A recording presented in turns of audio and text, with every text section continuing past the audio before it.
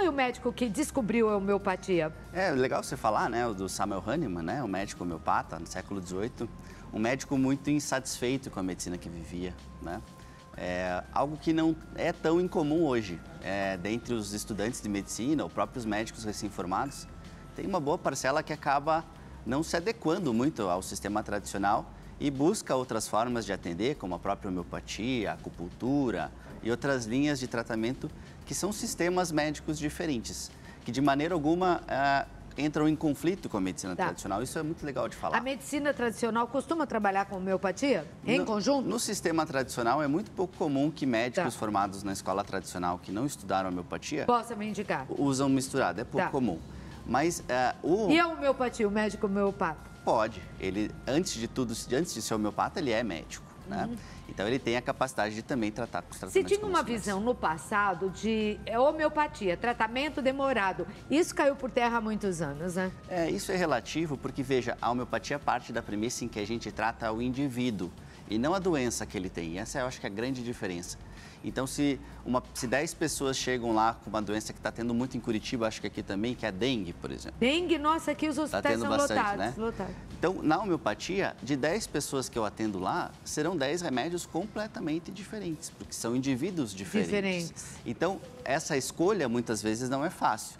Se eu trato um paciente com uma medicação e aquela não é exatamente a medicação que ele necessita, naturalmente o tratamento vai demorar. Então, eu acho que muito dessa ideia da demora vem por causa dessa dificuldade de seleção. E somos seres individuais, diferentes, né? E essas diferenças têm que ser respeitadas. É uma coisa que acontece na homeopatia. A homeopatia pode ser a opção desde os primeiros dias de vida? Pode muito. Eu costumo falar que os pacientes que chegam à homeopatia, ou eles usam homeopatia desde sempre, então a mãe usou, o pai usou, a avó usou e não tem qualquer obstáculo, né? Qualquer objeção ao uso da homeopatia. Ou pacientes que já passaram por muitos tratamentos sem resposta e acabam caindo na homeopatia. A gente fica meio que ali, vai na benzedeira, vai na religião e a gente está meio que nessa linha, né? O que não tem problema nenhum, né? Mas acho que desmistificando, né? Inclusive, usando um programa como o teu, com uma audiência grande, desmistificando a especialidade, acho que é um grande caminho para que cada vez mais pessoas possam utilizar essa terapia, que é muito legal. Agora, doutor, eu recentemente tive, por exemplo, uma gastrite medicamentosa, né? Tem medicamento que agride, faz bem para uma coisa e agride de alguma outra maneira algum outro órgão, normalmente estômago, né? Quando você está em tratamento. E nessa época de frio, gripe, resfriado, doenças que voltaram, coqueluche. Há quanto tempo a gente não ouvia falar em coqueluche, né? Bronquiolite nas crianças, os adultos, tá todo mundo tossindo e tal. O exagero de remédio pode fazer muito mal. Sim, com certeza. Já com homeopatia não acontece? Não acontece isso porque a gente acaba naturalmente usando muito menos remédios. E o uso concomitante também é muito interessante, né? No sentido de a gente não precisar usar só uma linha. Quando você usa a homeopatia, naturalmente, com o tempo, você vai acabar usando menos remédios e vai estar sendo exposto a menos efeitos colaterais e menos efeitos das interações.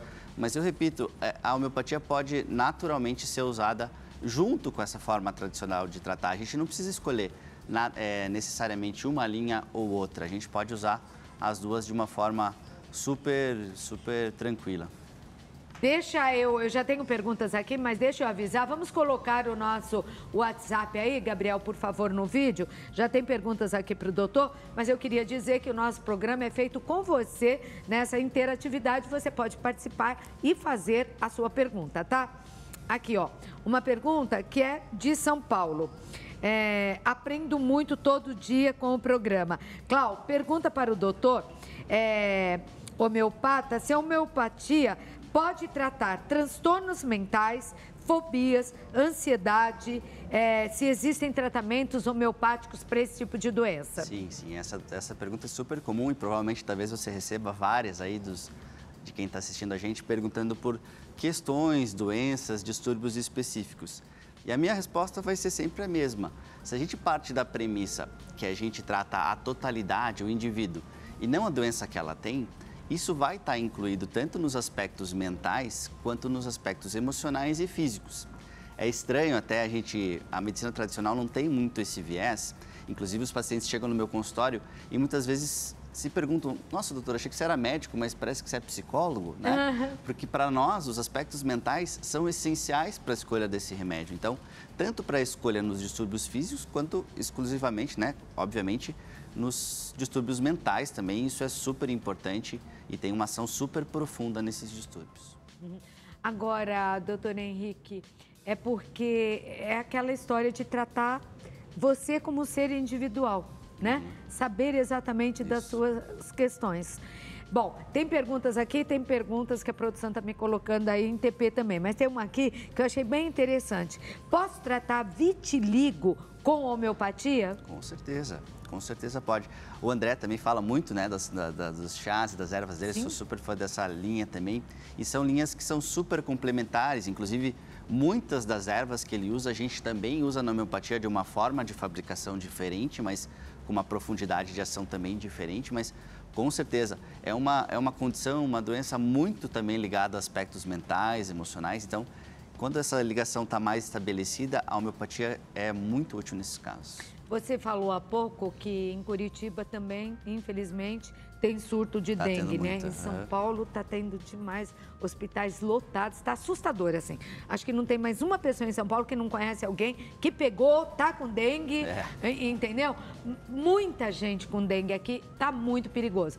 Agora, assim como a dengue, uma outra coisa que eu estou reparando aqui em São Paulo, não sei se em Curitiba é a mesma coisa, são os problemas da alma, as doenças da alma. Acho que depois da pandemia ficamos todos, né? Ficou mais aflorado, Não né? Ficou? Ficou, com certeza. Acho que aquele período, talvez, de reclusão, de quarentena, a gente foi obrigado a olhar para si, né? Então, quando a gente olha para si, a gente às vezes se depara com coisas que a gente foge um pouco, né?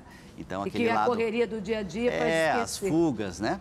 Então, tem muitos pacientes que falam, não, doutor, eu não preciso fazer minha terapia, uma coisa porque eu vou lá, eu vou surfar, por exemplo. É ótimo, é super bom, mas é uma fuga, né? Então, querendo ou não, no momento em que a gente não tinha mais nossas fugas disponíveis na pandemia, a gente começou a se olhar para dentro e a cura, no final das contas, ela sempre está nesse movimento. Não há uma cura que não inclua esse olhar para dentro, né? E a homeopatia potencializa muito isso. Então, ela tem uma capacidade de agir numa profundidade de tratamento diferente. Não é melhor nem pior, mas diferente dos remédios convencionais.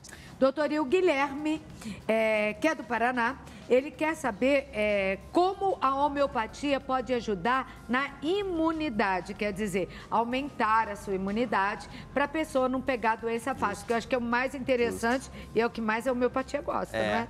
Isso é uma linha, né, um nicho, digamos assim, que eu trato muito, né, principalmente a imunidade dentro das crianças, né, na pediatria. A grande magia, assim, a grande importância da homeopatia é conseguir estimular o corpo do próprio indivíduo a criar suas defesas. Aquela ideia de que a gente já tem os medicamentos dentro da gente, aquela farmácia interna, mas talvez ele precisa ser estimulado da melhor maneira, tanto de forma contínua quanto no próprio quadro agudo. Então, teve lá uma gripe, teve uma amidalite, agir com a homeopatia daquela forma, sempre, claro, orientada bem pelo médico, né? Para que ele possa aprender com aquela doença, né? Sair mais fortalecido e não mais enfraquecido, como às vezes os tratamentos convencionais. E é possível, então, com a homeopatia, aumentar a imunidade e pegar menos doenças. Eu quero que você volte, então, vamos, claro, doutor Henrique, para falar sobre esse assunto em nosso programa e dar umas dicas aí de como a gente pode obter mais saúde se tratando com homeopatia, prevenindo, que é sempre melhor, né? Claro. Já diz o ditado, é melhor do que remediar. Opa! Doutor Henrique Meister, participando do nosso programa. Seu Instagram, doutor? @Dr. Henrique _Meister. Se escreve Meister. Tá aí no vídeo, né? Nós colocamos para você poder entrar em contato. Obrigada pela presença. Um abraço lá pro povo do Paraná. Beleza.